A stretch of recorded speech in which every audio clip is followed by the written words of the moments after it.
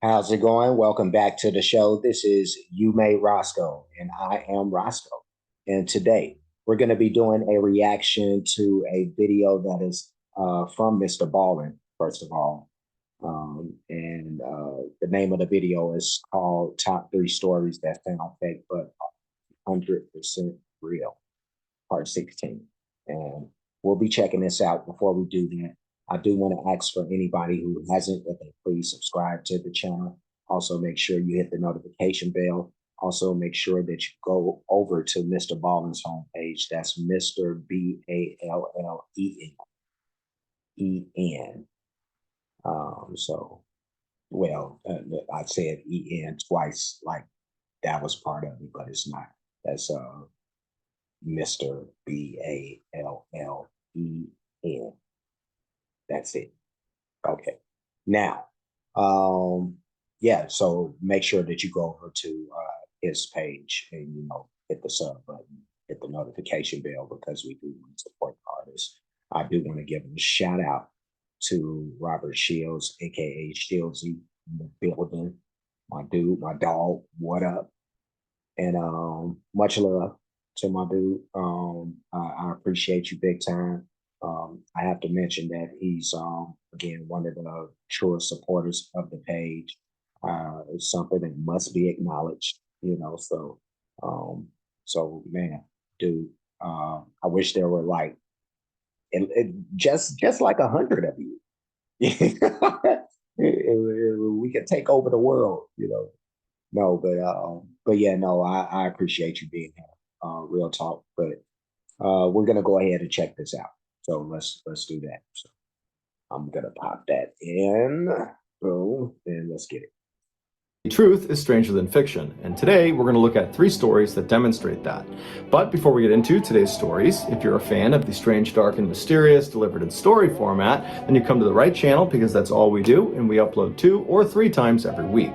So if that's of interest to you, please replace all of the like button's Windex with olive oil. Also, please subscribe to our channel and turn on all notifications so you don't miss any of our weekly uploads. All right, let's get into today's stories.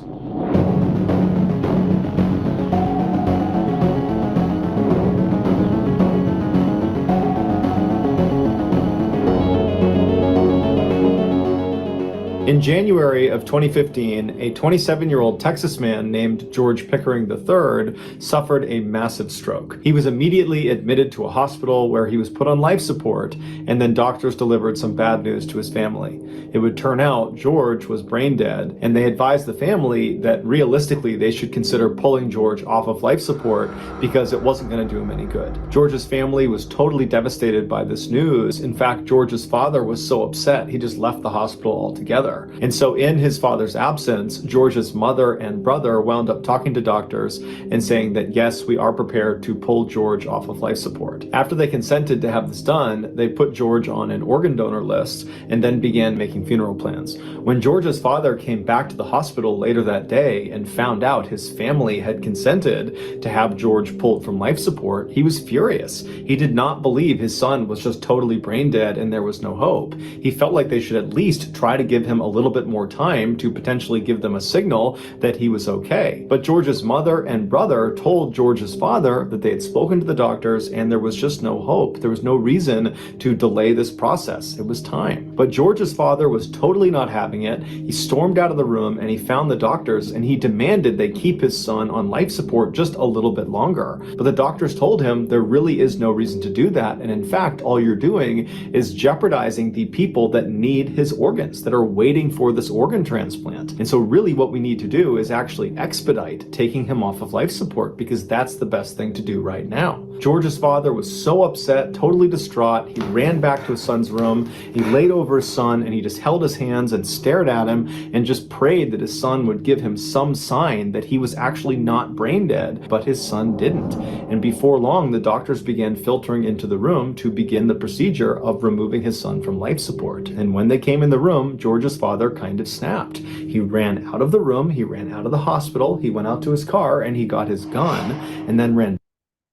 Wow, wow, that escalated fast. Um, he got the gun. Wow. All right. Let's see where this is going. push it back like a second or two. And let's get it. Support. And when they came in the room, George's father kind of snapped. He ran out of the room, he ran out of the hospital, he went out to his car and he got his gun, and then ran back into the hospital, back into his son's room, and aimed the gun at the doctors and ordered them to stop what they were doing and leave the room immediately. And so the doctors had not actually begun removing George from life support, so he's still on life support. And so once the doctors and everyone left the room, George's father walked over, he locked the door, and then for the next several hours, he just kept his gun aimed at the door as he laid over his son and just kept looking down in hopes that his son would give him some sign that he was not brain dead. And so finally, when the SWAT team arrived and was stacking up outside the door in the hallway, they began yelling into the room for George's father to put the gun down and let them come in. And George's father the whole time is just looking down at his son, hoping and praying that his son is just going to do something. And right as the SWAT team kicks in the door and comes into the room, George's father had reached down and grabbed his son's hand, and his son squeezed his hand back.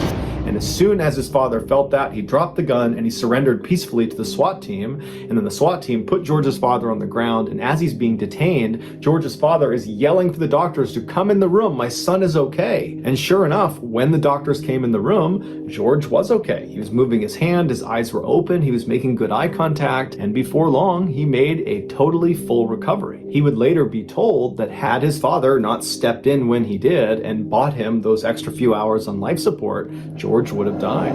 As for George's father, he was ultimately sentenced to 10 months in prison for his aggravated assault with a deadly weapon, but he and the rest of his family think what he did was certainly worth going to prison for. Oh my God. That was crazy. That was crazy, but that's a guy right there that takes being serious, you know. He really went all out as far as protecting his kid, like to the burying, you know. So kudos for that, and the extent that he went to, you know, to do it. I think crazy enough, you know. Yeah, there's a lot of people who are gonna put themselves in the same position. Hey, you know, whatever you got to do, you know. I suppose. But, let's keep it going. In 1959, Ronald McNair was a very gifted 9-year-old African-American boy living in South Carolina. While he was good at virtually everything he tried, from music to athletics to schoolwork, the only thing that ever really grabbed his attention was outer space. And so as a 9-year-old child, he made the decision that one day he was going to become an astronaut. But he had no idea how to become an astronaut. And so he decided the first thing he would do would be to go to his library and take out some books on NASA, the very famous organization that sends American astronauts to space. However, there was an issue with his plan. This library only served white patrons. It was a segregated library. Ronald knew this, but he figured, you know what, I'm a polite kid, I can get in there and get out before anybody notices me.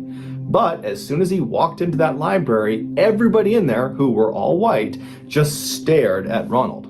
Ronald could feel it, but he just kept his head down and he walked through the library, he got to the science section, he grabbed a couple books he wanted, and then he walked back to the counter and he put them up, and he very politely asked the librarian, who was also white, if he could check these books out. And this librarian looks at him and says, "Young man, you better get out of here before I call the police." And Ronald, at this point, looks up at the librarian and thinks for a second, and then just hops up onto her counter and sits there and says, "Okay, I'll wait for the police." The librarian was totally outraged and would call the police and would call Ronald's mother.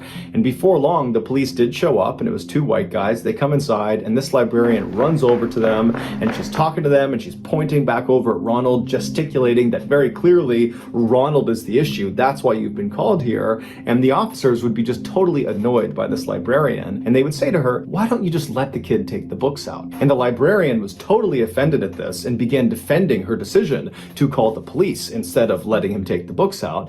And as she's defending herself, Ronald's mother comes running into the library. She runs over to her son to make sure he's okay, and then she looks up at the police officers and this librarian to try to figure out what's going on. And at this point, the police officers are just totally over it, and they turn to the librarian and they say, you know what, you really ought to let him take the books out. And then the officers just turned around and left. The librarian was not about to just let him take the books. She was still very upset, and so she storms over to Ronald's mother and she says to her, you shouldn't let your son come in here. And at this, Ronald's mother is looking at this librarian who's totally upset, and she looks down at her son who's got his head down, and then she notices the few books on the counter about space, and she was aware of Ronald's love for outer space, and she put together what had happened. And after thinking about it for a moment, she looks up at this librarian and she just says, well, since he's here already, can he take out those books? He'll take good care of them. The librarian is still totally furious, but knows this is a losing fight, and so very reluctantly, with a scowl on her face, she grabs the books and she jams them into Ronald's arms. And Ronald's mother nudges Ronald and says, what do you say? And Ronald, while holding all of his new books about NASA and space, looks up at the librarian and smiles and says, thank you, ma'am. And then he and his mom turn around and they leave. Ronald would Oh my goodness, that was a brave kid right there. Yeah, no, it's funny how this kid, it feels like destiny, for those who believe in that. But he was defying all kind of social norms, everything. Like he's already just walking willy nilly into a place that um has a sign on it that says white zone, so um he just skipped right over, the present social norms. He said, I'm gonna rewrite the norms myself just to get some book because I'm gonna be what I'm gonna be. So yeah, hey, do what you do, Ronald. Do what you do. That was my dad. His name. I was supposed to be a myself, but my mom, let's see, yeah, it was crazy, but yeah, no, let's keep it going. go on to earn his PhD in physics from MIT, one of the most prestigious universities in the world, and after graduation, he was picked up by NASA to become an astronaut. And in 1984, Ronald went into outer space. He was actually the second African American to ever go into outer space. And while he was in orbit, apparently he played his saxophone for his crew. And then in 1986, Ronald was chosen again to go on another mission to outer space, but tragically, 73 seconds after takeoff, their space shuttle, the Challenger, exploded, killing Ronald and the 6 other astronauts on board. Following his death, the library in South Carolina that had tried to turn Ronald away for his skin color renamed themselves the Ronald McNair Life History Center. I'll let that commercial play out. Let's do that.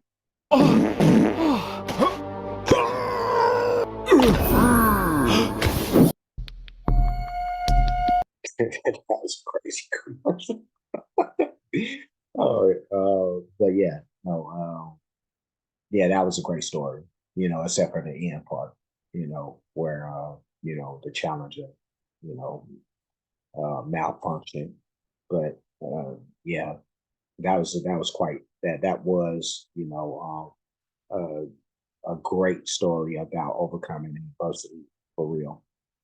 Like I said, to defy some of the things that he did just get those books and the first part of that story. But you know, it all led to him actually becoming an astronaut and fulfilling, his destiny, if you will. But let's see what this next story is about.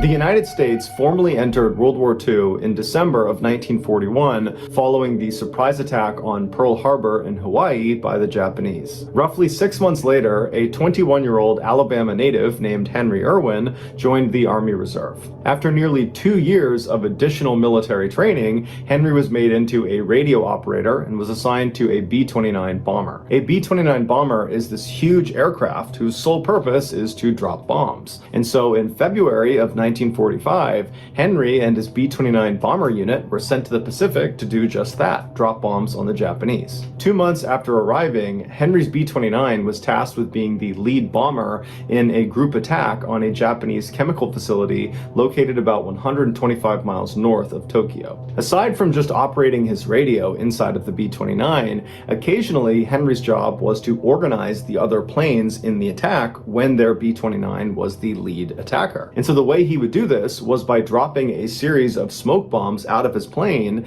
and then once they touched the ground and all the smoke was coming up, he would hop on his radio and communicate with the other pilots in his sortie and tell them to organize themselves off of this visual reference point on the ground. He would basically have them fly to certain positions relative to the smoke cloud. And so once all the pilots had been organized into proper formation, they would continue to their target and commence their bombing raid. For this mission, Henry was in his typical position right behind the front turret gun towards the front of the plane. When his pilot told him to start dropping smoke bombs, Henry did as he was told. And so he pulled the lever, which opened up a chute on the bottom of the plane, and all these smoke bombs began tumbling out of it. Now, as soon as he pulled that lever, all of these smoke bombs that were in that particular chute were ignited. They were on a timed fuse, and so they would tumble out of the plane, and then before hitting the ground, they would ignite, and then smoke would start billowing out of them.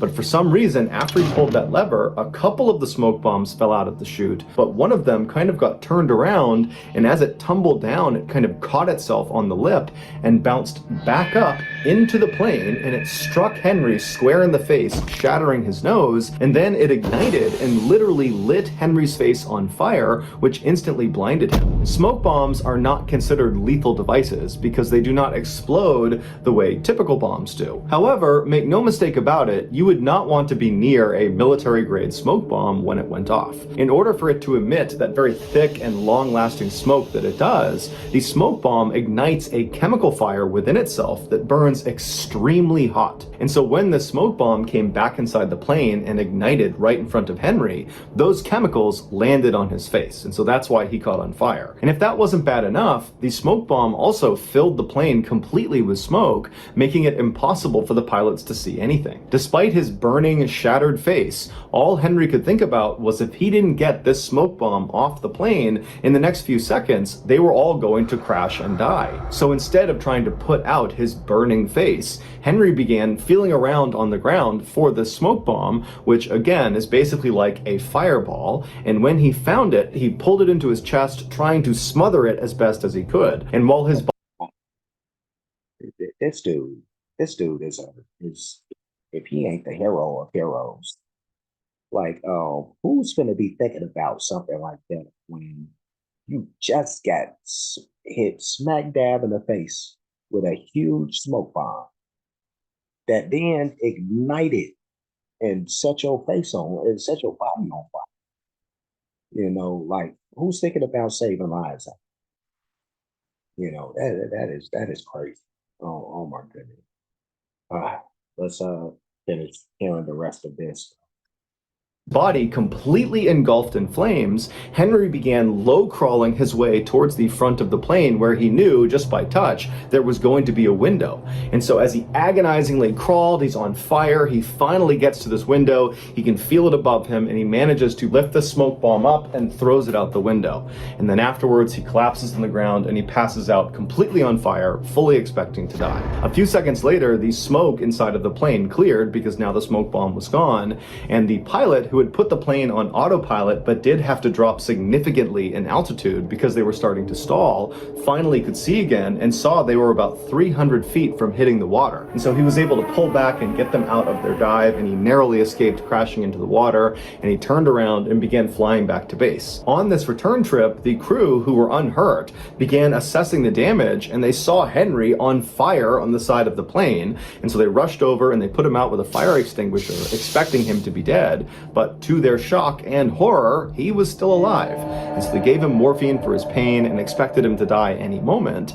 but Henry didn't die. Instead, he was very cheerful on the flight all the way back to base, and he would ask each of his crew members if they were okay, and they would all say, "Yeah, I'm just fine. It's really you who we're concerned about here." When the pilot finally landed back at base, Henry's body had stiffened up so dramatically from being on fire that the doctors couldn't actually get him out of the plane's side door, and so they had to dismantle the side of the plane to get Henry out.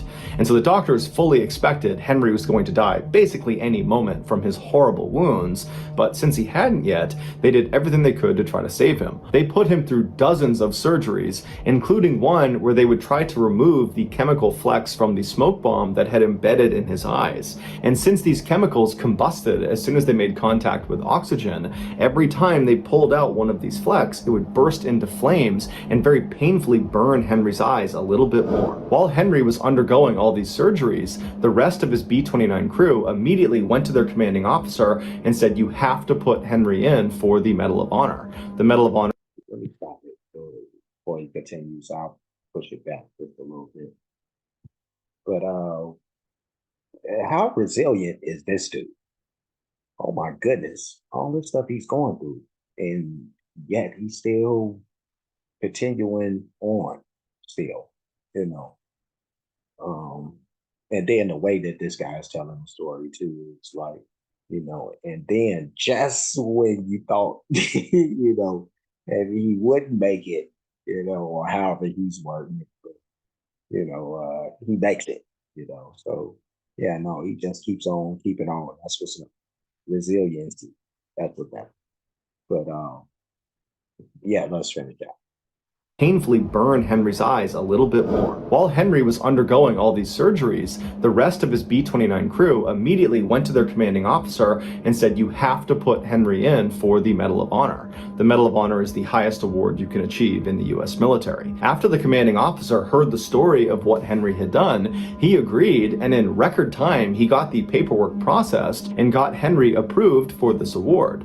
But there were no actual physical medals of honor on the island to actually present to Henry, and the officers and the rest of his crew were worried Henry would die before the actual medal was shipped out to the island to be given to him. And so the only Medal of Honor that was on this island was inside of a museum behind a glass case. And so one of the officers in Henry's crew went into the museum, shattered the case, took the display Medal of Honor, and rushed to Henry's bedside and put it around his neck. And then after that, somehow Henry just didn't die. After dozens and dozens of surgeries, Henry actually regained sight in one of his eyes and regained the use of most of his body. Henry would later be asked in an interview what it was like to do this very heroic thing that he did.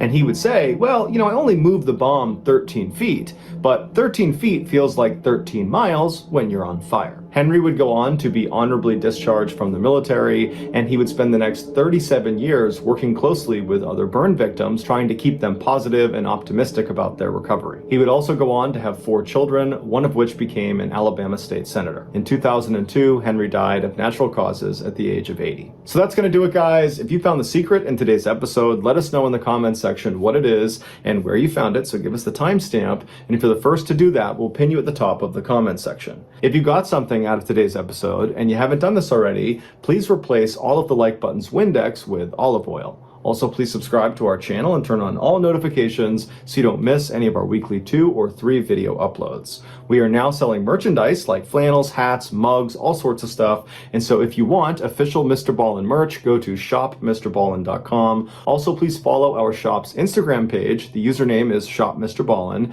where you can find all of our upcoming deals and promotions. If you want to get in touch with me, you can direct message me on Instagram or on Twitter. My username for both platforms is the same. It's johnballen416. I also have a ton of content over on TikTok, where my username is Mr. Ballen. We also have a second YouTube channel called Mr. Ballen Shorts, where we post random short videos and lost episodes. If you have a story suggestion, please submit it to our subreddit just called Mr. Ballen. It's linked in the description below. So whether I see you on Twitter, Instagram, TikTok, Reddit, YouTube, or some combination, just know that I really appreciate your support, and until next time, that's going to do it. See ya. All right, cool. All right, we got through that. Let me push it back here so we can get on that right there. But that was Mr. Ballen with top 3 stories that sound fake but are 100% real, part 16. And that was those were some incredible stories. I'm still thinking about that first one with the dad and the son that was on life support, and even this last story that was a pretty harrowing story right there with um, the guy he takes the smoke bomb to the face and then gets the chemical all over him. Um, that was crazy. That was some crazy stuff, but he survived through all, and he basically lived, a healthy, you know, normal life. You know, he lived till 80. He had kids that did great things. So that was good stuff. But perseverance and resiliency. You know, and that type of thing was kind of the thing with these stories. All of them. The guy Ronald, who was a kid, and like I said, he was defying, the norms of the time, and just said that I need these books because I'm gonna be an astronaut. I need to know how an astronaut moves. So he said skip all this white only stuff. Like it was really crazy, but I love that, and so you sometimes you have to take some chances out here in life, to make some things happen. It may be looked down upon or nobody's ever done it before, or something like that, but be the first one. Why not? You know. So yeah, that was some great stuff. Thumbs up for all of it. So with that said, I'm going to get going. But before I do leave, like, comment, subscribe, hit the notification bell, hit the share button, hit the playlist option. You'll pick the one named Entertainment Reactions. That's where I'll put these. So you'll be able to see this along with everything else that I have reacted to that features, something to this nature or anything that's entertainment based. It'll be sometimes commentary like this about some stuff, some weird tales like these, or just interviews and that type of stuff, but different type of thing, but entertainment reactions is where you'll find us. Um, I do have playlists for other things. A lot of that stuff is going to be music related, but as you can see, stuff outside of that every now and again too. So, yeah, you'll support that stuff as well. A lot of great music and other things. So, yeah, whenever you get the chance, check out those playlists. They're not there for nothing. That's all I got to say about that. But Cash App, $ you made Roscoe, PayPal, you made Roscoe for those who like to show their support or appreciation for what's being done on the page. Any donations will be made to either one of those two spots I just spoke up. And that'll do it. That is it. That is all. I'm leaving. I will see you guys again soon. So until next time, be safe and be good.